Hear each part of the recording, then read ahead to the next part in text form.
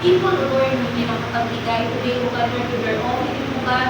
Lord, naway ka ang patuloy mag-bless sa kanila, Panginoon, na sa next Saturday, O God, Lord, na sila po ay makapagbibigay ng kanilang tithes and offering sa iyo para sa iyong kingdom, O God. And Lord, today, O God, is offering kunting amount lang po, Panginoon, pero naniniwala po kami, O God, Lord, that everything is enough for you, O God, Lord. Lord, we thank you and we give you praise, O God, Lord, and ina-offer po namin yung offering na ito sa iyong kingdom, Panginoon, at sa iyong makapangyarihang pangalan, O God, Lord. In Jesus' mighty name, amen. Okay? Everybody sit down.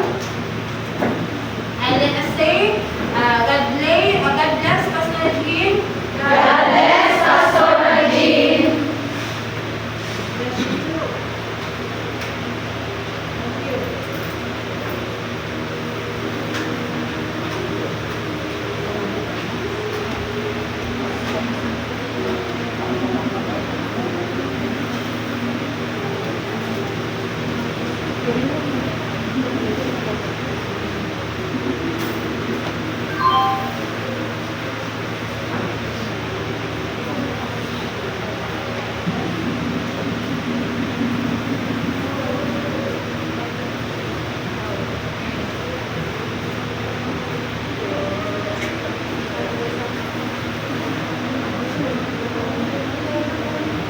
Praise God. Good afternoon, everyone. Good afternoon, ma'am. Mainit ba dyan? Yes. Meron na pala kayong extra electric fan. Praise the Lord.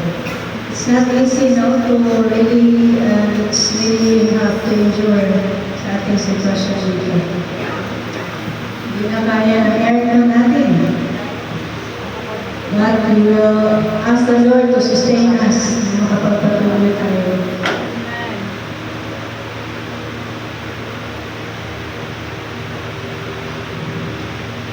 Our topic today is about what to do with temptation.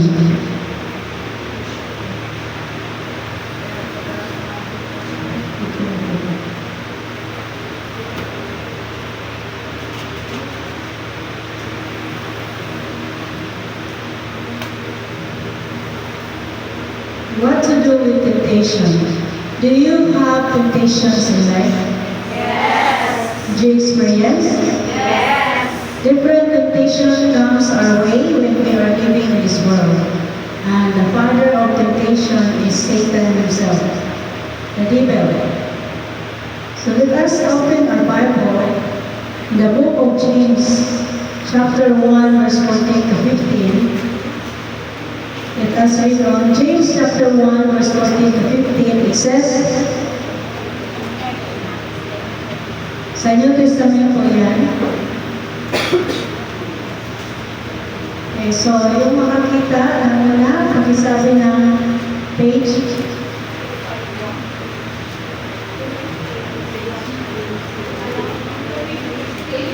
Chapter 1, verse 14 to 15.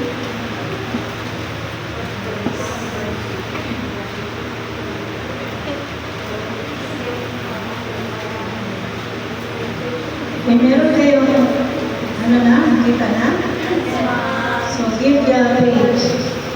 250.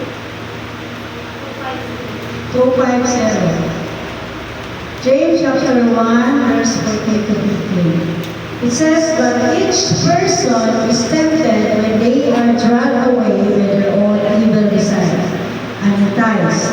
Then, after desire has conceived, it gives birth to sin, and sin, when it is full grown, gives birth to death. Let us pray.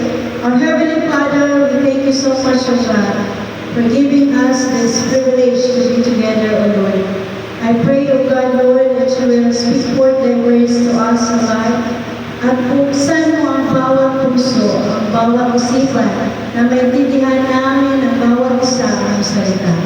O Diyos, tulungan mo kami na malaman kung ano itong temptation and how it comes to our lives, O God. And I pray that we will also know how to combat this temptation, what to do in order to avoid temptation. Salamat, O God, that you will help us understand today with your words, O God,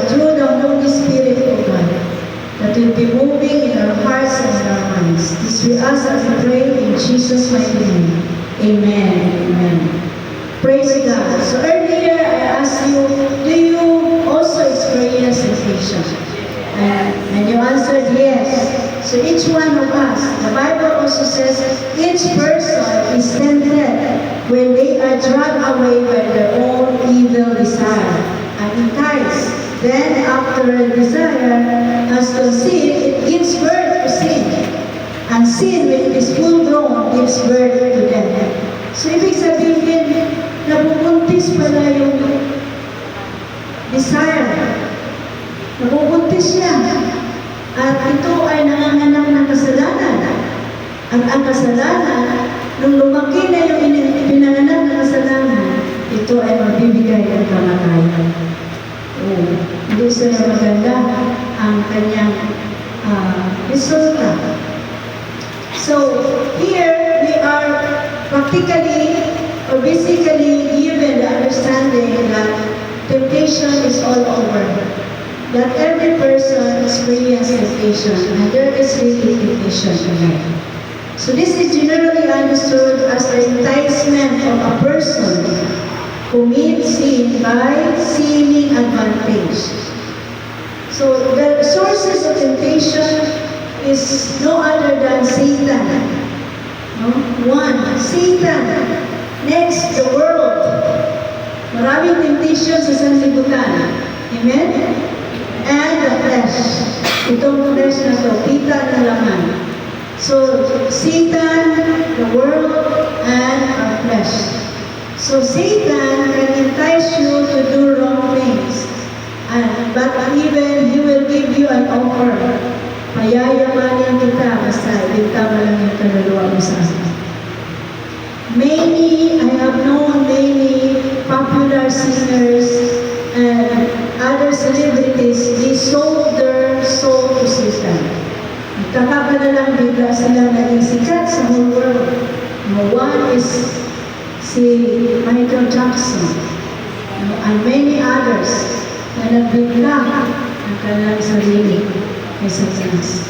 Nagtataka ka, ang dami ng magagandang kumanta. Marami ng mga magaganda pa, mga mukha, mga kwapo. Pero bakit ito susikat? Bakit bigla? Kasi kaya pa pasikatin ng demonyo. But he will require your life. Ang kailangan niya sa iyo, ang babayaran mo ang buhay mo. Kaya most of those who try to sold their life to Satan, dahil yan, namamatay ng maaga. You know what? Because Satan wants to ensure na siya talaga ang magmamayari at hindi na sila makakabalik pa kay Jesus. Ganun po siya ka-sigurista. So, if we are playing with the devil, be careful. Because the devil is not playing to us. He is serious with your soul. Ang gusto niya ang kaluluwa ng bawat isa. Because he knows that we are loved by God. And he hates God. And he wanted to hurt God by taking our life. By enticing us to do wrong things. In order to hurt God. So yung kaluluwa natin ang gusto niya. That's why Jesus, when he came here on earth, he does not just came here just to make himself popular, but he came here to redeem us, to give us life, to redeem us from all our sins. No? And he offered to us eternal life. While Satan wants to offer you a temporary joy and happiness or pleasures of the world.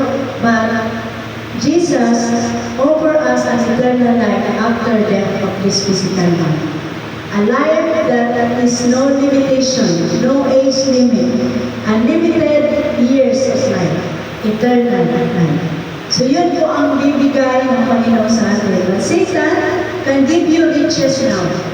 He can give you riches now, but at the end, you will be in hell. And that will be eternal punishment. Together with him. Hindi po siya hari doon. Kasama siya na mag-iisay doon. So, the world also, second temptation that God on us is the world itself. So what are the temptations in the world? Ang dami po. Ang daming temptations sa world, mga passions of the world. Ang dami. Many different temptations that we will see in the world. No, yung iba, mag-gold star na lang para maraming pera. Those are temptations. No, para magkaroon ng pera. Yung iba, they even so, yung buhay nila, yung beauty nila, ginamit nila para maging mistress, magiging kabit ng mga mayayaman. I remember when I was in college, I was also dragged to temptation of the world. No?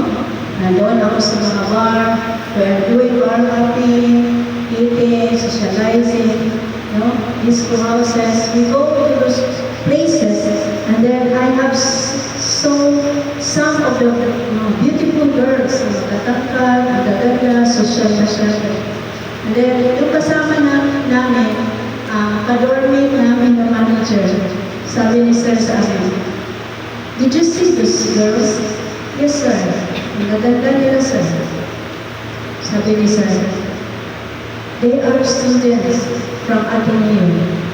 "Oh, so they are really rich." Sabi namin, "No, they are not rich. But they are beautiful and they use their beauty to get money so they can continue their education." Yun ang temptation kasi gusto nilang makatapos. Walang pera ang parents. So they use their beauty in order for them to continue on schooling. I feel sad for them. I don't judge them. I feel sad for them. But it was a temptation they cannot resist because they want to change their lives. They want to change their situation. And in order to change this, the only thing they think of themselves is their beauty, and this beauty can entice mga politicians, mga millionaires, and others that can give them tuition fees every month. So marami pong mga estudyante sa mga dinasal o mga exclusive na universities that are paid by mga rich people, and they are mistress of these rich people. So there are so many temptations. Others are tempted to kill people just to get or rob them. No? Nakaw. Para makakuha pa rin. It's all about the money. And it's all about fame yung iba. Yung iba, para makuha niya yung fame, siraan niya ang ibang tao para siya yung sikat. So those are temptations because you feel like insecure to somebody, so sisiraan mo ito para mawala ito dito at ako na lang ang sikat dito. Ganun po. No? Temptation pa rin po yan because of the insecurity that is within me. And then many other temptations that comes to different sizes, different packages, different ways, different presentations that people are enticed to do. Na maraming mga different, iba't-ibang klaseng temptation, iba-ibang shape ng temptation na dumarating sa atin. No? Temptation na mangutang. Temptation pa rin yan because of poverty. No? Sa kahirapan. No? But sometimes we go over more than what we can bear.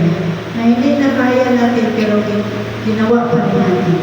So, minsan nalulunod na sa mga babayarin. Those are temptations. So, in this world, it's not really easy. There are so many problems and temptations that are coming into the people. Na iba't-iba lang temptation natin. Maybe, and the flesh also. The world is offering us different temptations. No? Sa media, na ano ka dyan, magpasikat ka. Marami na rin yung mayaman dyan, but it's okay, no? Basta hindi ka gumagawa ng kasamaan. But others are tempted na mag-scam. Mag-scam ng ibang tao. No? Magpadala sa iyo ng message. Sabihan ka na nasa sabi pa ako, maraming beses ako nakareceive na, "Nay, tulungan mo ako, nanay, kasi na-disgrasya kami. Padalahan mo kami ng pera." Alam mo yung gano'n? Mapadala sila ng number sa iyo, sa number mo. So, Those are mga scammers. Marami rin scam ngayon dyan sa Facebook, online, na magsabi sa'yo na double yung pera mo. Pero sa totoo lang yan, kinukuhanan ka ng pera niya.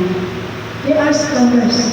And many are tempted to put investment on that, and they lose a lot of money. That drag them down. Na nag-down sa iyo, dahil hindi ka na nakakabawi. Minsan, at first, bibigyan ka nila ng pain. Nakuha ka 100, 200, 300. So, maglagay ka na ng 1,000. Panalunin ka pa, paglagay mo ng 5,000, nawala na siya.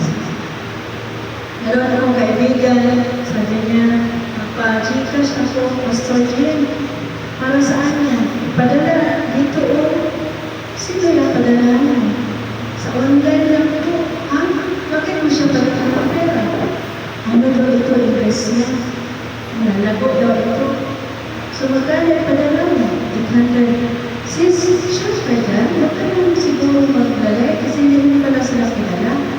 Hindi, basta marami naman kami niyan. Ambag kami at 200 kada isa. You see, the temptation, no, to get more money. Kasi nga, sa kahirapan. So, sa kahirapan, pagkatapos ng padala, pagka next day na malaman, magkukuha na yung income, wala na. Hindi na sumusulat sa kanila. Pagka next day. Buti na lang, 800 na. No? So, meron po, the world, and then another temptation, yung flesh. Yung flesh natin, we are tempted through yung mga lalaki o babae na ating na bigay sa atin ang gwapo, ang ganda. No? Maybe kayo din ang naging temptation sa iba, tayo. No? So, be careful. Lalo na mag-post tayo ng picture na mas maganda pa sa atin yung ating picture. Diba? Na babago yung mukha natin sa camera. No? Mga ganda, mga bata. No? So, pag-post mo, lalo na ngayon meron yung photo lab. No? Yung anak ko, pinuphoto lab niya ako. Ang dami niya pinadala. Ma, ano mo yan? Sabi ko, ikaw, ganyan na. Sabi niya, ilagay mo lang, ma. So, ilagay niya once.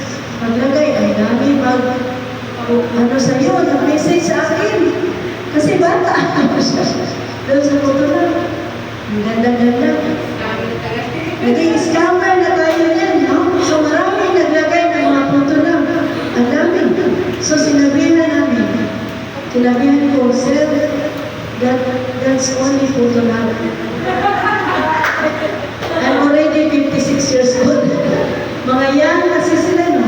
Nagpakilala na, nurse na sila, ano pa. So, sabi ko, I'm already old.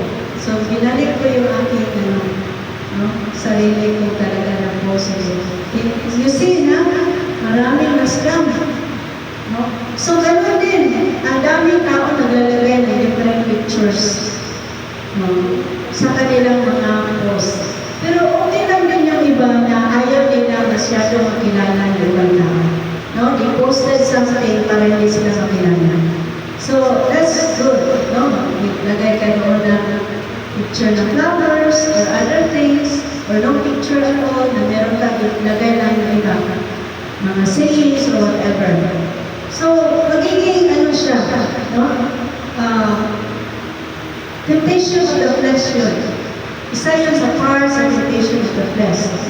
May isang beses may nag-chat sa akin, ang ganda na babae ito. Hindi ko nakilala sino ito. Kapatid ko ba? Kaibigan ko pala. No? Mga kaibigan sa abroad. Joke lang yan. Pastor lang. Ng picture. Mga ano lang yan para hindi tayo makilala.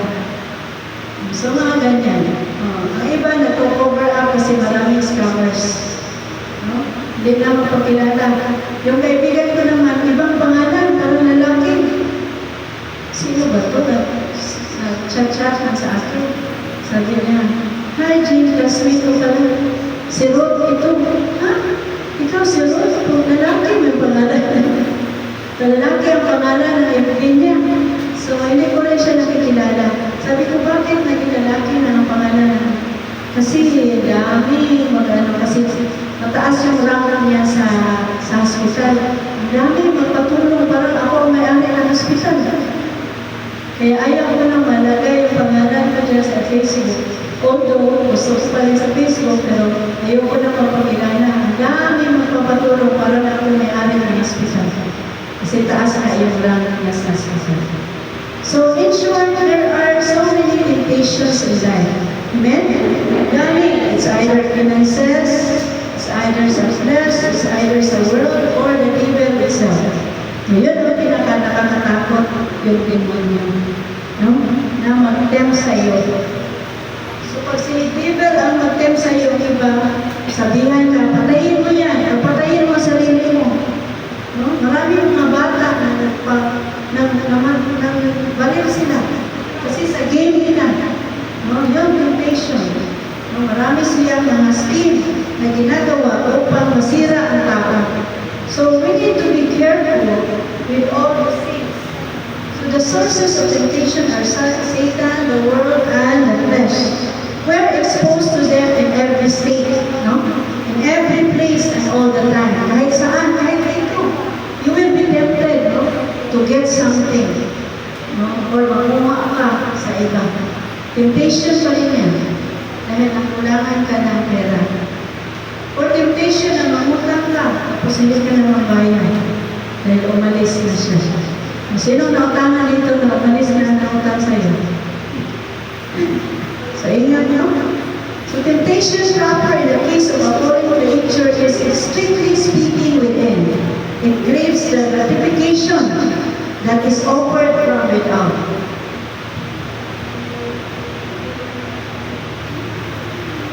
So how can we win over temptation? Anong gagawin natin? First, you can win with solid decision. You can win over temptation with a solid decision not to do wrong things. Yun ang gagawin mo. No?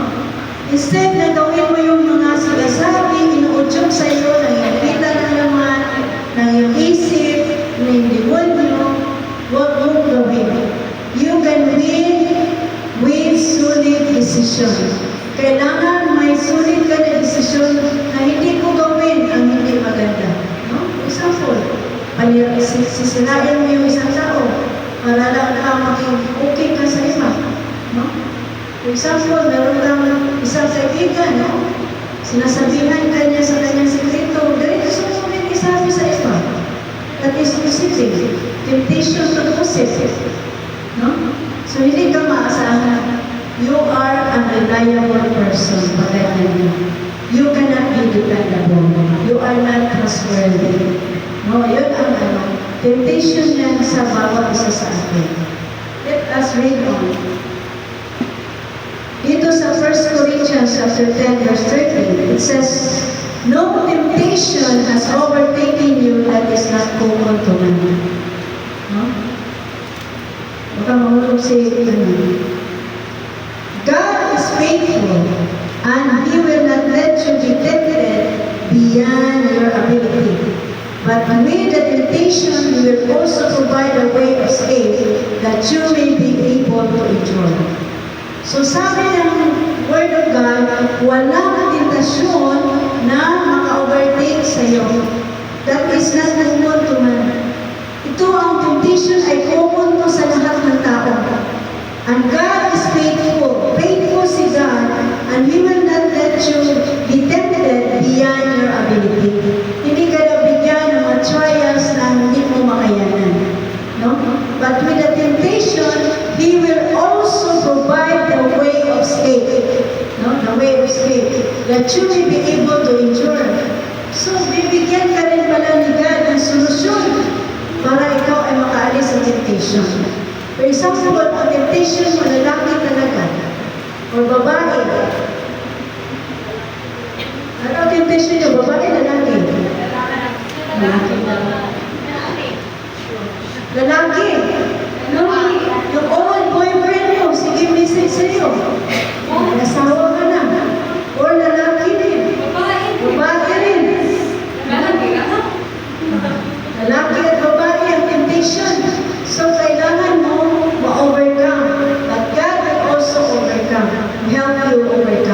He will make a escape. He will make a way for you to escape when you pray to God. When you come to God for help. No? Lalo na kung magsabi na sa iyo, pwede ba tayo magkita sa Makati? Or doon tayo sa BGC? Pag may mag-exist dito, sundan natin. Mag-exist daw? Saan ka mag-exist? Punta ka na, Iloilo? Hindi ba? Diyan lang sa Hintayan natin yung mga gano'n siguro. Saan kayo pupunta to? Mag-NBI siguro kayo. No? So, I'm not saying na meron, joke lang yan, no? But these are some temptations. Kung nandito yung mga first love mo, tapos laman niya nandyan ka, nandito ka, makipagkita sa iyo. No? Meron yung mga tao na gustong ganyan. Tatawag sa iyo, o pwede, kailan ka bakante, ganito ganyan, malaman mo lang pag ganyan. No? So, huwag mo nang patulan. May asawa ka na eh. Amen? Okay lang kung dalaga ka. Sino dalaga dito? Oh, ako, dalaga rin. Byuda. Oh, yung mga iba, walang asawa. Mga single. Yung na to, double na to. Double. Hindi na single. Double. Hindi na siya single. So, ganyan, no? Pag magsige na sabi sa iyo, ganito, ganyan. Tapos makita ko yung life niya.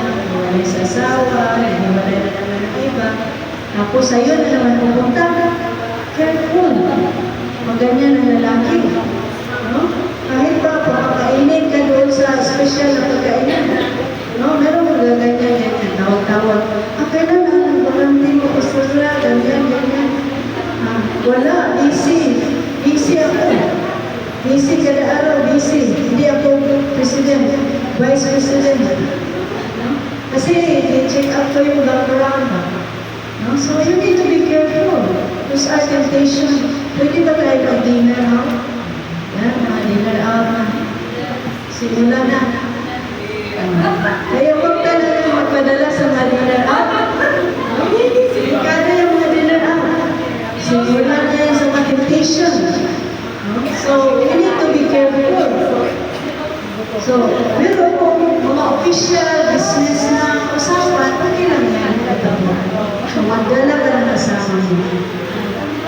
Okay. So, no temptation has overcome you that is not common to man.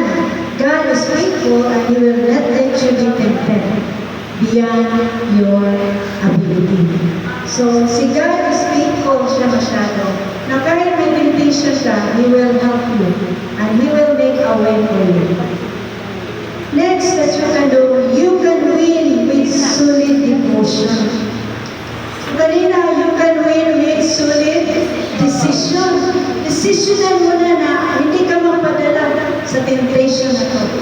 Amen? Because this is not glorifying to God. Remember God's standard and God's holiness sa natin. Isipin mo siya. Balikan mo yung pagmamahal mo sa Diyos. Balikan mo yung vow mo sa iyong asawa. Balikan mo yung mga I love you mo sa asawa mo. Huwag mong kalimutan na. Balikan mo isipin ang iyong mga anak. Huwag mong kalimutan at huwag mong hayaan na ito ay mag-iba. Amen? So you need to have a solid decision. So number one, what to do with temptation? You need to have a solid decision. Second, you can win with solid devotion. You need to have solid devotion with God. Kailangan natin devoted tayo kay God. James chapter 1, verse 12. Blessed is the man who remains steadfast under trial. For when he has stood to the test, he will receive the crown of life, which God has promised to those who love Him. So blessed daw ang tao na nagpatuloy, no, steadfast, na kahit sa mga temptation, kahit sa mga trials, na kanyang pinagdadaanan, he stood to the test. Tumayo siya at hindi siya nagiba at hindi siya natupa sa mga temptation. Hindi siya nadala. temptation. And sabi ng Bible, he will receive the crown of life. Makakatanggap ka ng crown sa buhay, which God has promised to those who love Him. Yun ang promise ni God sa lahat na nagmamahal sa Kanya. So you need to be careful. And you need to be steadfast. No, you need to have in order to win over temptation, you need to have a solid devotion. Solid devotion to God. And you will be granted a crown of life. Si God kasi, yung kanyang mga reward sa atin, it will be for eternal. No, yung walang katapusan, hindi nawawala sa buhay mo. Yun ang gusto ng Diyos sa buhay mo. Amen? Sinful pleasures, pursuits, and practices must be avoided. No, kailangan i-avoid. Stay away from Satan's territory. Kailangan umalis ka sa territory ni Satanas. For example, temptation mo ang inom, huwag ka nang lumapit sa mga inuman o bumili ng mga drinks, liquors. Okay. O, sino dito ang may temptation sa inom? Mga liquor drinkers. O, huwag ka nang pumunta at bumili sa labas. Biglang nag-inom doon. Glug, glug, glug, glug, glug. Babalik dito. Babalik dito, parang wala lang ba? Pinkish na ang mukha. Pala, naglalasing na doon sa labas. So, ingat ka sa sarili mo. No? Kung yan ang temptation mo, huwag ka na lumapit. Stay away from temptation. Kung ang tao na yan, temptation mo sa buhay, stay away from that person. Huwag ka na makipag-ano sa kanya. Amen? So, kung sugal yung temptation mo, pagsusugal, huwag ka na magsali dyan sa online. Mauubos yung pera mo. Madawa ka lang, ma-discourage. Oh, sino yung nagsusugal sa online? Oh, iba na. ML. So, ingat kayo dyan. Because that is our temptation. Temptation ang bawat isa yan. Nakatali na ang buhok sa sunshine niya. Okay, sakit na ulo niya. So, set rules and limits for yourself. Practice self-control and restraint. With discipline, you can win over temptation. Kailangan magbigay ka ng rules sa sarili mo na huwag ko na itong gawin. Hindi ko na dapat itong gawin. At umalis ako dito at huwag ko na siya tingnan. Amen? Amen. Another way of overcoming temptation, how to do or what to do with temptation, you can win with solid discipline. Kailangan may disiplina tayo sa ating sarili. No? Temptation mo na magsige tulog. Hindi ka na makasali ng devotion kasi silang kang tulog. No? Temptation pa rin yan. No? Imbis makapakinig ka sa salita ng Diyos kasi humahangko ka lang talaga. Kahit nagising ka, magpatulog-tulog ka. Mahirap daw gisingin ang tao gisingin. Mahirap. Temptation pa rin yun. No? Lahat ng mga bagay ay temptation. Kung hindi na natin ginagampanan, ang dapat natin gampanan. Okay. So you can win over by solid or discipline sa sarili. James chapter 5 verse 22. Diyan pa rin sa kanina, no? Lapit lang sa binasa mo. James chapter 5 verse 22. Sabi ng James chapter 5 verse 22, reject every kind of evil. No? Reject yun talaga. Hindi yung mag-please ka sa evil. Reject ang sinabi ng Bible. Ibig sabihin, i-ignore mo ang lahat ng evil. No? Reject every kind of evil. Sadly, in Genesis chapter 3, if I remember we see that people voluntarily into temptation. How? By the allurement of sin. We need to come alongside those that struggle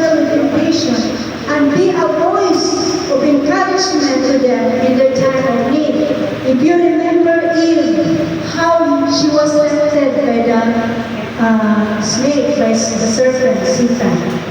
No? Ano ang temptation ni Eve sa kanya? Apple? Wala talaga nakasulat sa Bible yung apple. No? It is the tree of the knowledge of good and evil. Ang sabi ng Panginoon sa kanila, makakain kayo sa lahat ng prutas dito. Ngunit isa ang ninyo kakainin, yung tree of the knowledge of good and evil. Ang ating nalaman, ang bata pa tayo, ay apple. Ang kinain nila. Kaya takot na iba kumain ng apple. Yung iba naman yan, nag-ano na daw yung malalaki, nagkasala, agam sa apple. No? Pero wala talaga sa Bible na apple. Ang pangalan po ng tree na yun, the tree of the knowledge of good and evil. So, ang sabi ni Satanas, di ba maganda siya? Nung nagpa-intense si Satan, sabi niya, ang ganda na. Bless us to the eyes. Last of the eyes.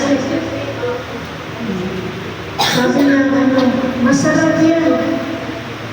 Tinikman, kahit sinabihan na hindi. Nandiyan din si Adam, na yun ang sinabihan ni God. Sumali din, kumagat. Pagkain nila, sabi nila, ang sarap. Last of the flesh, no, na gustuhan nila kumain. Then, kasi sabi ni una sa kanya, alam mo, hindi kayo mamamatay. Sinabi ba ng Diyos sa inyo na mamamatay kayo kung kumain kayo niyan? O lumipo? Sabi niya, oo, kahit tumingin o lumipo. Pero,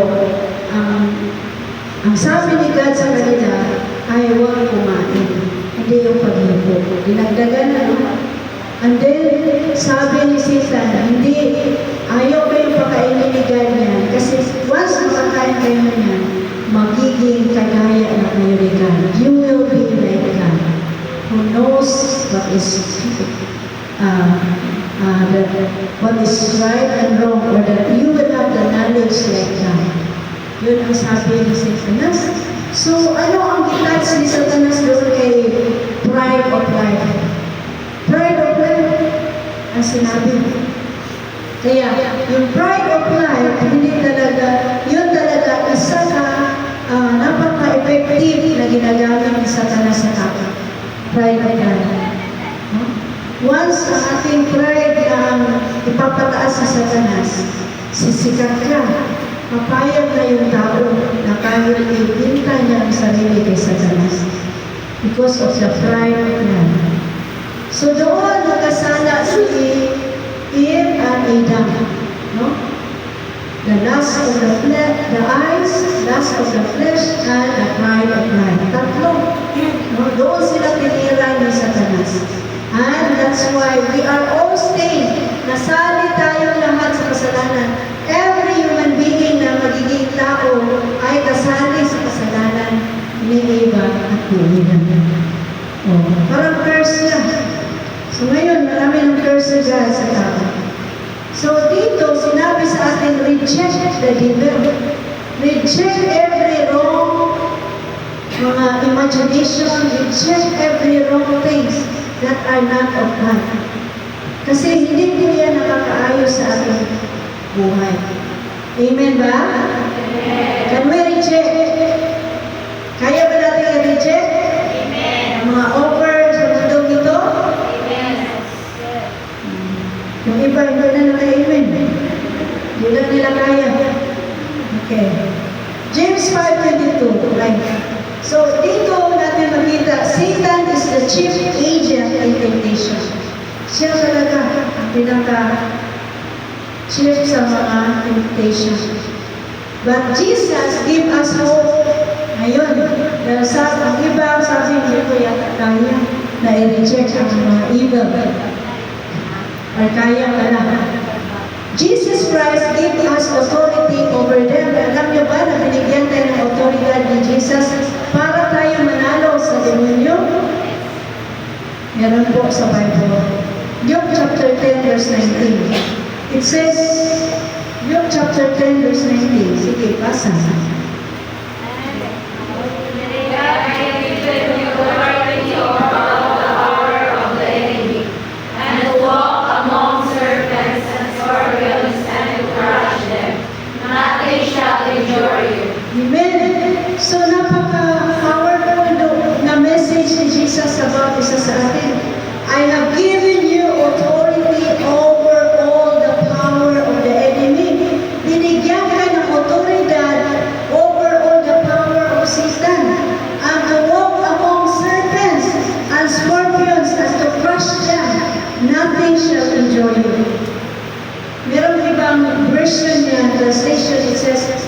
have given you authority to trample on snakes and scorpions and to overcome all the powers of the enemy.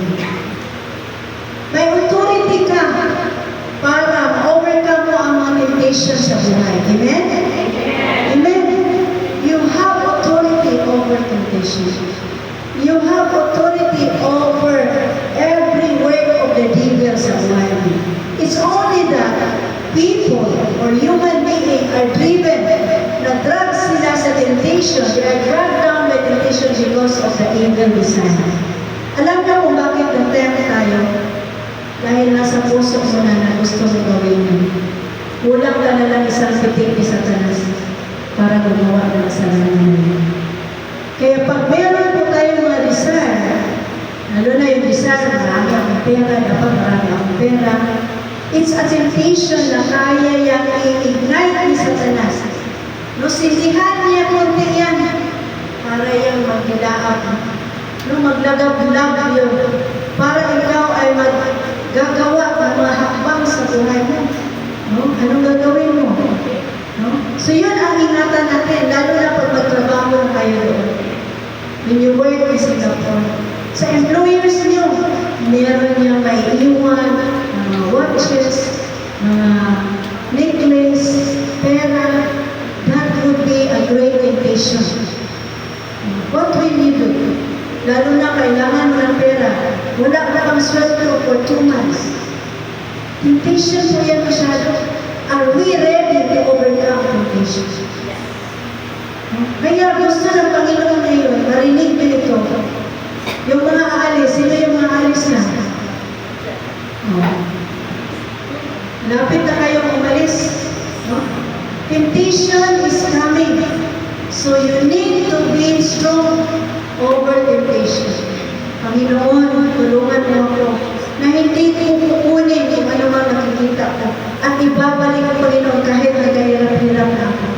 Bigyan mo na ako ng grace, Panginoon. Bigyan mo ako ng sustaining grace upang mapagtagumpayan ko ang mga temptation na meron akong susukunin dito.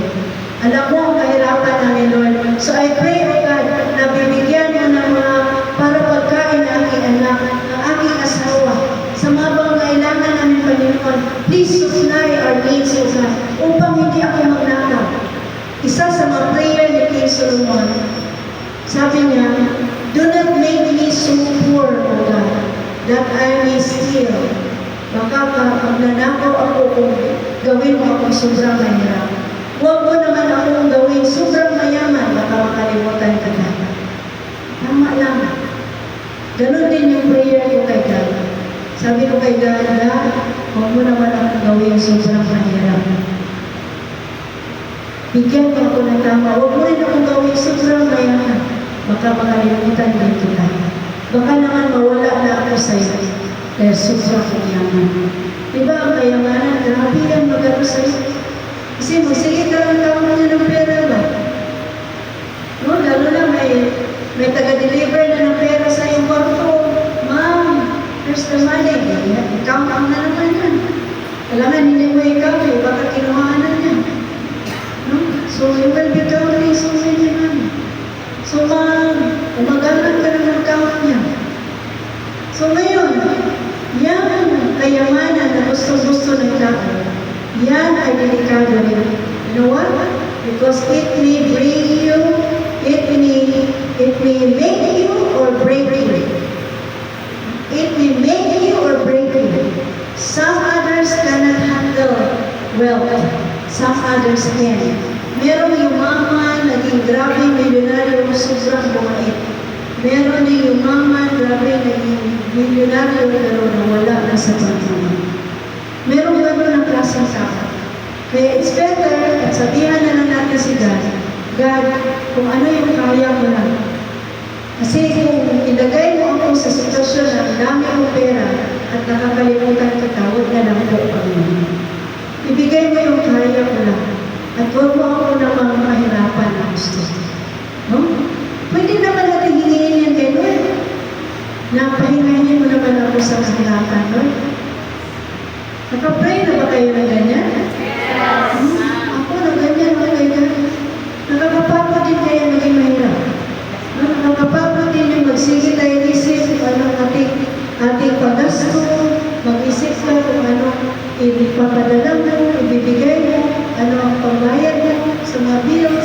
It's not easy. So, we can also ask God, rather than go to any temptation, why not go to God for help? Diba? Pwede naman humingi. You can ask God for million. You can ask the Lord. Ang problema sa tao, mahiyain po tayo sa paghihingi kay Lord. Actually, si God ang pinakamayaman na Papa. Pero tayo naging hirap. Bakit? Dahil kinakabiran tayo sa Satanas at nahihiya tayo paghihingi sa Kanya. Kasi we feel we are small, but that is not true. We are not small. We are God's precious children. Love na love ka ng Panginoon. At pwede kang humingi ng sobra sa iyo yung may isip. Beyond your imagination. God can give you blessing. Beyond your imagination. Meron ako nakita isang babae, napaka-simple yan mo. Pero ngayon, napaka-milyonan na. Pwede gawin ni Lord yan. At sabi niya sa akin, alam mo ate, kinukutsa niya lang ako ngayon, nakatulong lang ako noon. Tapos, taga-masahe lang ako, nagmamasas na siya. Pero sabi niya, hindi na ako sa masas yung acupuncture ako. No? So, sabi ko, bakit ka kinukutsa? Huwag mo sa kanila ate. Dahil ba mayaman ako ngayon, gusto nila pa rin ako pahiya. So, sabi ko, pabayaan mo na sila. Pasalamatan mo na si God na meron ka na ngayon. Blessed, marami ka ng pera. At kaya mo nang tumulong sa iba. No? So, walang imposible sa Panginoon. Ang problema lang sa atin, mahiyain tayo at ignorante tayo na kaya natin humingi ng malalaking bagay sa Diyos. Kaya mo humingi. Huwag kang namiyak. Don't think about you are very small in the sight of God. If you come to God and you connect yourself to God, then sabi niya, if you abide in me and my word abide in you, you can ask whatever you wish. Diba sabi niya sa John chapter 15? Yun ang ating pinagsasalihan last time. You can ask whatever you wish and it will be given to you. So wala na imposible sa harapan ng Diyos. Don't stay in what you are right now. Don't allow yourself to be crippled by what your situation is now. Don't limit God in your life. Huwag mong limitahan ang Diyos sa buhay mo. Kaya kang palaguin ng Diyos. Ang kailangan lang ng Panginoon, tayo ay manampalataya sa Kanya at magkaroon ng tunay na relasyon sa Kanya. Amen? We need to have the right relationship with God. Because we can never claim God's promises without the right relationship. Without an intimate relationship with God, you can never claim it. Mapapagod ka na lang sa pagtatrabaho, mapapagod ka na lang, hindi mo maangkin yung gusto niya angkin. Because you take away yourself from God. You get away from God. You switch and on with your relationship. Our relationship is more important to God than any other activities that we have. Pag-Bible study, pag-preaching, this is not allowed. The guarantee of a good relationship with God is sure connection to God in your prayer time. When you truly acknowledge God sa buhay mo, when you truly have the relationship, na pag-gising mo pa lang sa umaga, siya yung good morningan mo, na siya yung pinapasalamatan mo, na siya yung kinakausap mo, at sinasabihan mo na, oh Diyos, thank you so much, oh God, at ikaw lamang ang aking Ama, ikaw ang magbibigay sa lahat ng aking pangangailangan. I experience God and I know that you experience God, but you make yourself a little person to God. There is no limitation with God. That's why Jesus is saying, remain in me and remain in my word, so that you can ask whatever you wish. Meron bang sinabi whatever or ito lang ang i-wish mo? No. Anong sinabi sa word? Whatever you wish. Sabihin mo daw ngayon. Whatever you wish, you can ask to God. Halika natin. You can ask whatever you wish. Kailangan mong panampalatayaan ng word na yan. Dahil ang salita ng Diyos, magiging totoo, it will only manifest when you believe in the word of God. It will manifest in your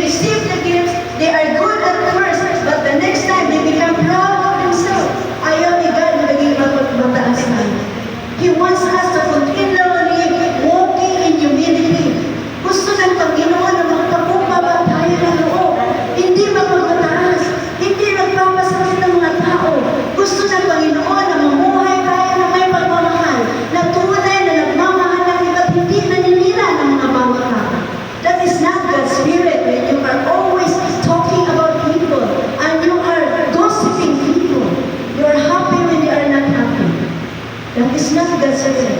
Because God's Spirit is when you are sad when others are sad. You are happy when others are happy. Yun ang Espiritu ng Diyos.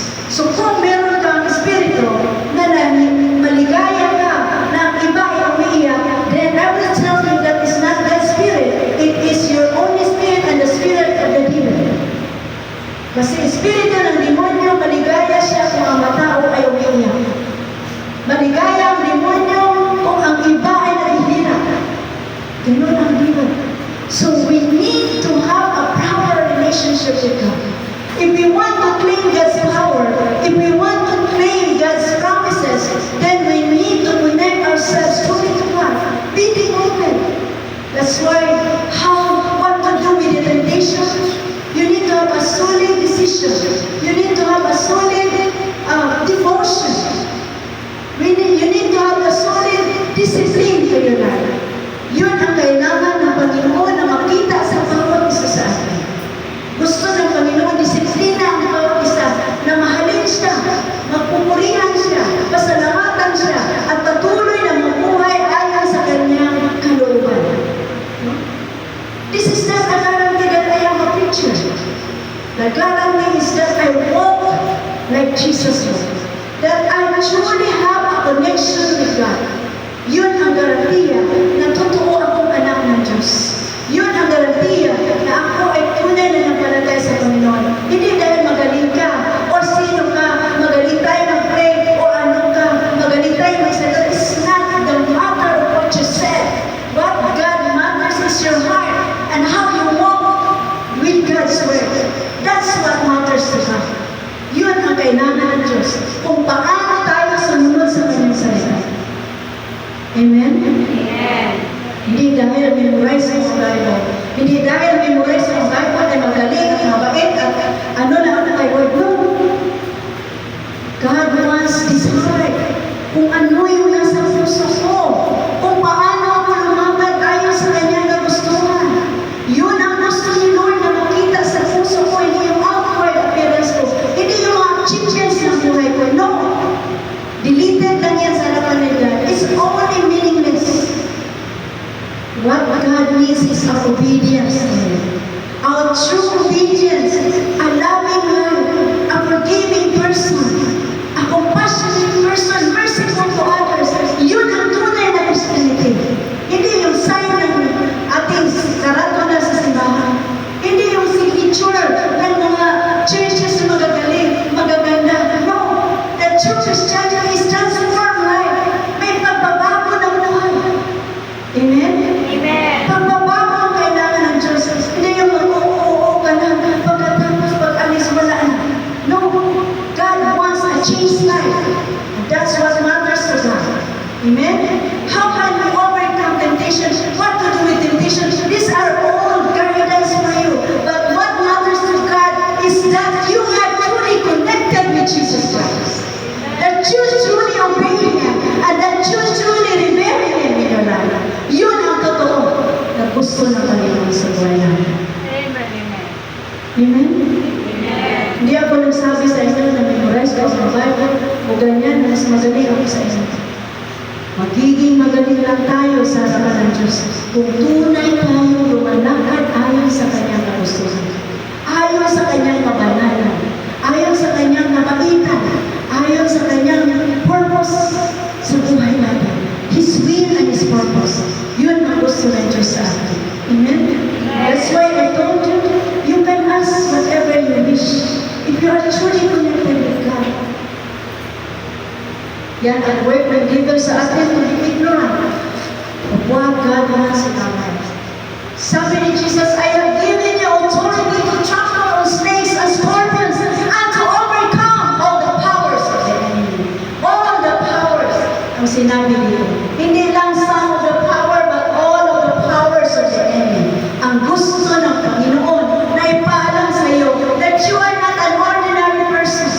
You may think of yourself you are ordinary, but your God is an extraordinary God. He is an all-powerful God. He is omnipotent God.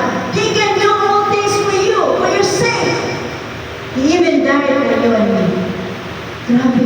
Yung buhay niya, binigay pa niya sa iyo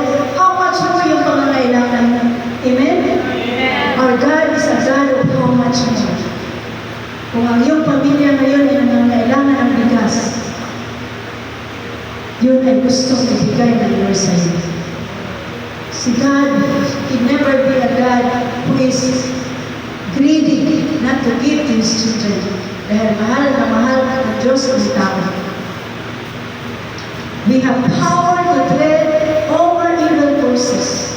Yan ang dapat natin nalaman. Next, Luke 22, 31, 32. Simon, Simon, Satan has asked to sift all of you as well. But I have prayed for you, Simon, that your faith may not fail. And when you have turned back, strengthen your brothers. God, Jesus is rebuking Peter, Simon Peter, in this passage. Because Simon Peter says, ayaw niya na may magdakip kay Jesus because Jesus, before He was crucified on the cross, before He was crucified, Jesus already predicted na mamatay siya. Nadadakpin siya. Sinabi na niya sa kanyang mga disipulo. But si Simon Peter, with his human thinking, sabi niya, God forbid, ako talaga, nalabahin kita, Lord. Sabi ni Jesus, Simon, Simon, ingat ka sa mga sinasabi mo. Dahil darating na, sabi pa nga ni Jesus, you will die for 3 times. Ano yun sa Tagalog? Ipagsisinungaling mo 3 beses bago magtakbo. Diba, bago lang siya nag-promise kay God na walang makatats kay God. Pero sabi ni Jesus, ingat sa iyong salita. Dahil ipagpainaw ako. So, 3 times totoo na nag-deny siya, natakot siya. Di ba kasama ka ni Jesus? Di ba kasama ka ni Jesus? Di ba kasama ka ni Jesus? Hindi ko siya kilala. Nakalimutan na niya yung promise niya sa takot. So meron din tayo mga panahon na ganyan. But when we promise by the grace of God. No? By God's grace. Nasa grasya lang ni Lord magagawa ko po. Amen? Hindi dahil sa iyong kakayahan. But Jesus even said, but when you return, ibig sabihin, ma-restore din si Peter at maka-confess at mag-hingin ng tawad at mag-sisi sa kanyang pagkailan kay Jesus Christ. Then sabi ni God sa kanya, but when you return, when you turn back, strengthen your brothers. So Peter was the first leader of the apostles of Jesus Christ. Kahit meron siyang kasalanan, mahal pa rin siya ng Panginoon. You see, God is not like us. Tayo, pag magkasala na, isang beses lang, ano ba yan, si Azuy, ganyan na kaagad mo. Si Pastora, ganyan. Isang beses na nagkamali, grabe na ang salita ng tao. But, kay Jesus, 3 beses si Peter nagkamali, pero sinabihan niya siya ni Peter, pag bumalik ka na, you strengthen your brothers. Meron na kaagad appointment si Peter, hindi pa niya nagawa yung kasalanan niya. Kasi si Lord, hindi siya nakatingin sa kasalanan niya. Nakatingin siya kung paano ka bumalik sa Kanya. Amen? Nakatingin siya na kahit ang daming kasalanan ng batang ito, babalik ito sa akin. At magiging totoo ito sa akin. Alam na ni Lord yan sa buhay natin. Alam na ni God ahead of time who we are. Nung nagkamali tayo, ang iba naging prostitute, ang iba naging magnanakaw, mamamatay tao yung iba. Bakit minahal pa rin sila ni God? Bakit pa rin nagkaroon sila ng time na nagsisi at na-receive si Jesus as their Lord and Savior? Bakit? Because God knows na itong tao na ito, kahit makasalanan siya ngayon, ito ay babalik, tatanggap sa akin, magiging nagdag at mababago at magagamit ko sa aking kabasan. Alam ng Diyos na magsisi ka. Amen. Ganun ka powerful si God. Alam na niya na kahit malita ka ngayon, alam niya darating ka na magiging mabait ka. That's what I'm saying to people. Na, Lord, malita pa siya ngayon, pero alam ko, mabait din siya. Dahil ako, ganyan din ako naman. Binago mo lang din. Ngayon, itong batang ito, marami siyang mga bisyo. Pero darating ang panahon na mawawala din ang bisyo niya at magsiserve siya kay Lord. Amen? Kasi alam na ni God yung ahead of time. 20 years from now, alam na ni Lord kung ano mangyayari sa buhay mo. Alam na niya, meron din mga tao na hindi talaga lalapit sa Diyos at alam na niya, kilala na rin kayo. Yun ang pinakasal. Na hindi ka na talaga lalapit. So Jesus is giving us here that there is safety during temptation. If lalagay ka niya sa safety, ibabalik ka ng Panginoon kahit nagkasala ka. Amen? Hallelujah. Kaya huwag mag-condemn sa sarili. Kung nagkamali, umalik kay Lord. Amen? Humingi ng tawad at patatawarin ka ni God. Hallelujah. Praise the name of Jesus. If anyone then knows the good they ought to do and doesn't do it, it is a sin for them. So meron din mga bagay sa buhay natin na alam natin na dapat natin itong gawin at hindi natin ginawa, ito ay kasalanan pa rin. There are two kinds of sin. One, the sin of commission, and the other one, the sin of omission. What is the sin of commission? The sin of commission are the sins that we do against God's command. Yun ang sin of commission. Ang sin of commission, alam mo nga, maganda na tumulong ka sa tao, ngunit hindi mo ginawa. Yun ang commission. You omit what is right na gagawin mo. The righteous act you omitted, hindi mo ginawa ang mga mabubuting gawa. So, sin of commission ko yun. No, dapat tinulungan mo sila pero hindi ko natulungan dahil nasayangan ka. Tapos nalaman mo na lang nagkagulo-gulo ng pamilya. Nalaman mo na lang namatay ang isang anak dahil walang makain talaga. Ito na. So, tayo ngayon, hindi mo balikan, natulungan sila, kahit hindi mo ginawa. So, magsisisi tayo. That is the sin of omission. Ang sin of omission, yung huwag kang magnakaw ka talaga. Huwag kang pumatay ka talaga. That is the sin of omission. Amen? Intindihan natin? Okay. Victory over whatever temptation that they have. Merong victory po tayo over whatever temptation na meron tayo. Nakalaan na po yung victory na yan. Amen? Kaya talapakan natin si God. Amen. Hallelujah. Praise God. So every Christian is subject to temptation. Ito ang ating lesson ngayon. Every Christian is subject to temptation. It isn't sinful to be tempted. It is common to man. No? So, Satan tempts through the mind. He tempts through the desires for temporal. Ang temptation, hindi siya magiging kasalanan kung hindi mo siya ginawa. Amen? May temptation man, pero hindi mo pinatulan yung temptation, hindi ka nagkasala. Amen? So, paano ka nagkasala kung hindi mo ginawa? Ang temptation ay palaging nandyan lang yan. So, Satan tempts through the mind, he tempts through the desires for temporal, possessions, for power, and for self-gratification. So, temptation does not become sin when you do not indulge yourself in temptation. Amen? So, temptation kahit saan yan. Unless we yield our members to it, then we commit sin. Kung ating binigay yung ating katawan, ang ating sarili doon sa temptation na nakaharap sa atin, doon na tayo nagkasala. Example, lalaki maglapit sa iyo. Magyayagap na sana kayo, pero tumakbo ka. So hindi ka nagkasala, amen? You do not commit sin because you have not indulged yourself. You do not yield. May nakita kang maraming pera, isang bundle na pera. Gusto mong kunin, pero hindi mo tinuloy. Nagkasala ka, wala ka. Wala. Hindi na nagkakasala. You are not committing sin when you do not indulge yourself in sin.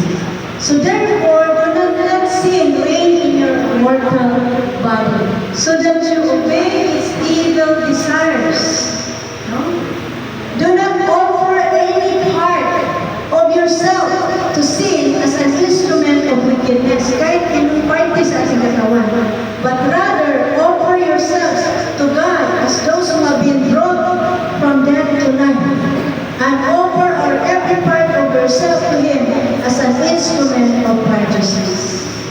sinabi ng Romans 12:2. It says that, therefore, offer yourselves as a living sacrifice. Romans chapter 12, verse 1.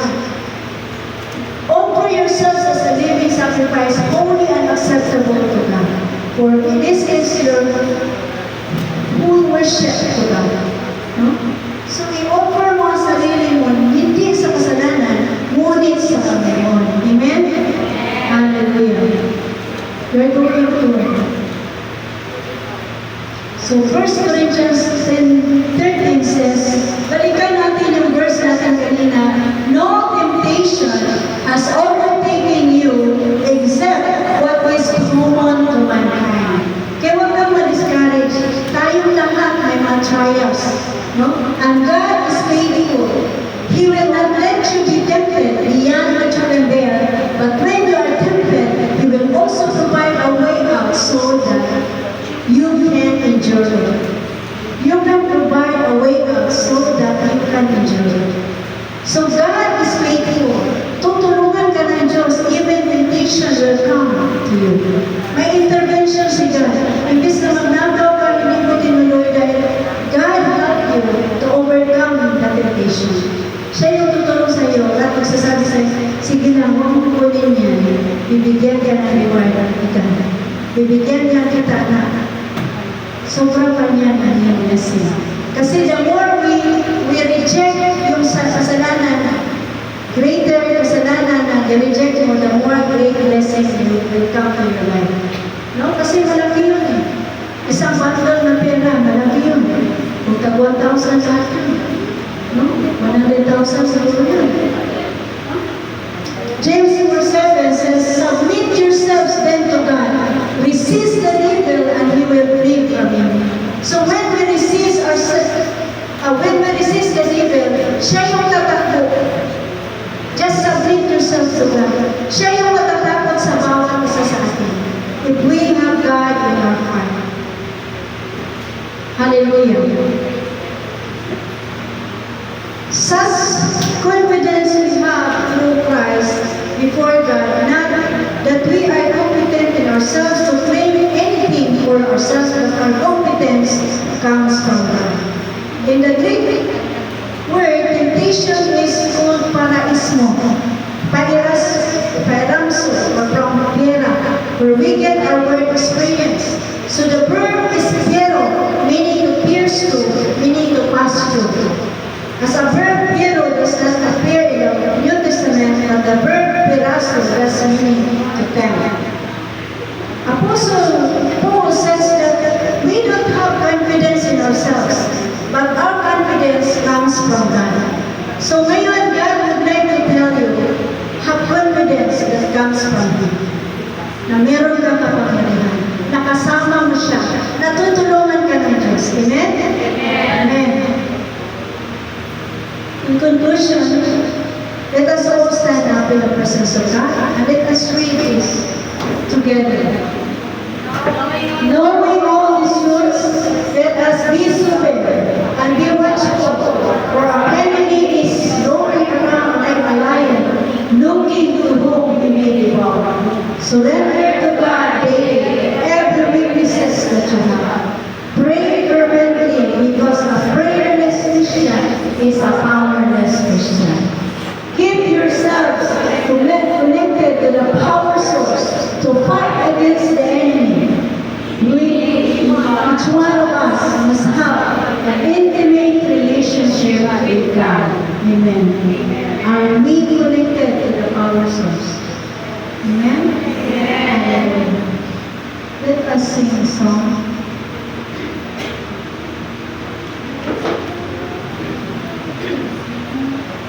Hallelujah, Father. Hallelujah. Praise the name of Jesus. Hallelujah. I hope and pray na tinuro ng salita ng Panginoon na hindi niyo makalimutan, that you continue to remember. We will win over temptation by a solid decision. We will over temptation by a solid devotion. We will win over temptation by our solid discipline sa buhay natin. And Jesus gave us the power to overcome the safety area where we can find rest. Hallelujah. And He will make us king for us. We begin in the name of Jesus.